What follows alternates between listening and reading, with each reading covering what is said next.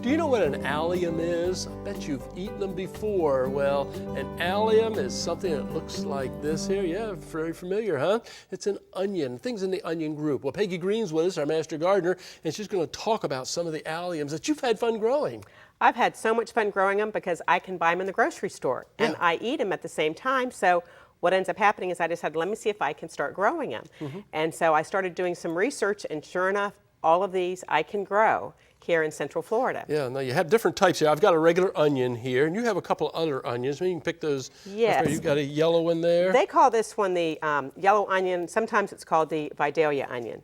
And then that's the purple onion. Yeah. And then we have a white onion. Yeah, and they're different varieties, and we can grow them all in Florida. That's the neat thing about it. The other thing is a lot of people don't know how long it takes to produce an onion from a seed, and it's 180 days. Isn't that a long period of time? That is a long period of time. Yeah, but we can shortcut it. Sometimes you can get transplants and things of that nature. Correct. But onions, it's probably the one that people think about the most, and it's a bulb.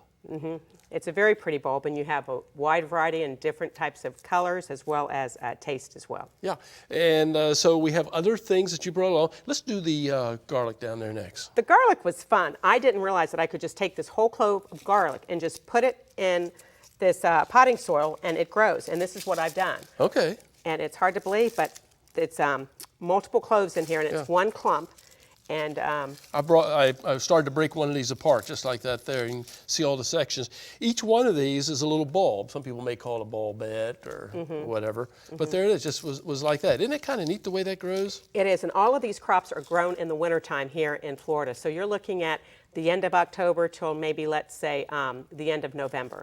So this is the ideal time to plant them, and that's why they're doing so well right now. Now, what are you going to do with these here? You're going to eat the tops, or? Well, what I'm going to do is I'm going to cut them off and mix them and put them in my soups, my salads, or different types of foods. And they have a garlic taste to it, and they're just outstanding. They're wonderful. Yeah. What a lot of people don't realize, we can grow our garlic here besides putting them in the pots like that. And you'll take the little cloves like we have here, and you'll plant them about a couple inches apart. We'll do that in October, November. If you have some right about now, that'd be fine too. And then in the springtime, they start to bulb. That's which nice. is kind of neat in the way they grow.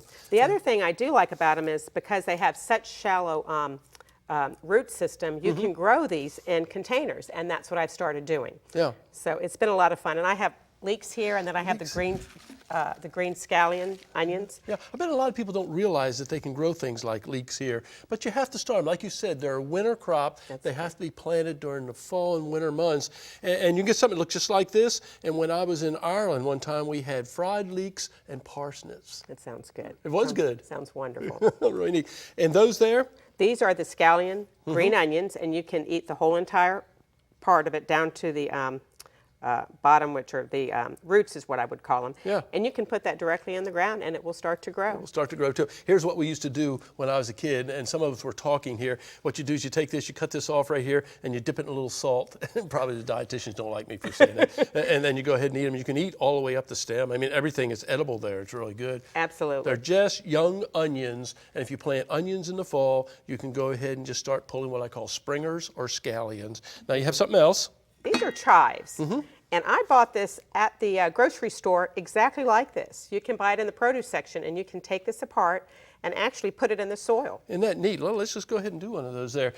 Chives is what we grow during the wintertime too. It's one of our great herbs. And there we go. So, well, you just have potting soil in there, right? Regular potting soil. I like it because it is very easy to grow. I'm going to just take a little bit of this out here. Yeah. Put it back in, and then put it on top. And I put this right next to my kitchen, so anytime I'm cooking, baking, or doing anything, I can go out, snip the top of it, and just put it in my food with what I'm preparing. Yeah. Potatoes, baked potatoes with chives on top of it, and you go out there and harvest it like that. Grows best during the wintertime. Sometimes have trouble getting it through the summertime. Peggy, thank you so much for bringing all this in. Looks like you're having fun. You're just going to enjoy eating all this here. Thank you so much, and I do appreciate it. Yeah, so if you want to grow some of the alliums, aren't they kind of neat, like the good old leek here? Call your extension service. You can get all the information. Remember, they like to grow during the cooler weather, so don't try to do this during the summertime, but just during the cooler months. Get the information you need first.